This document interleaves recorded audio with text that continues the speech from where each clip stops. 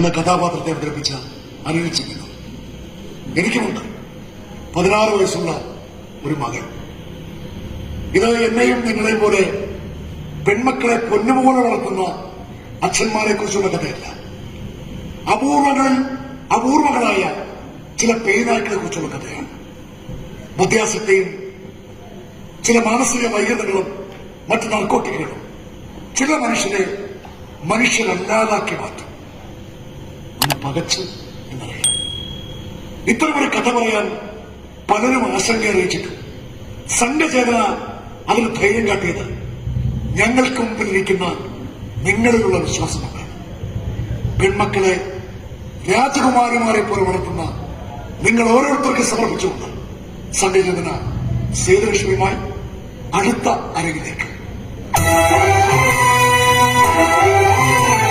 നടുരാത്രി വാഴും ഇടനായ്ക്കളേതും പടുനാവ് വീട്ടിയലറുമ്പോൾ, നടുരാത്രി വാഴും ഇടനായ്ക്കളേതും പടുനാവ് വീട്ടിയലറുമ്പോൾ, ഇടയായിക പെണ്ണെ തളരായിക നിന്നിൽ എരുതി നാടിയുണരട്ടെ, ഇടയായിക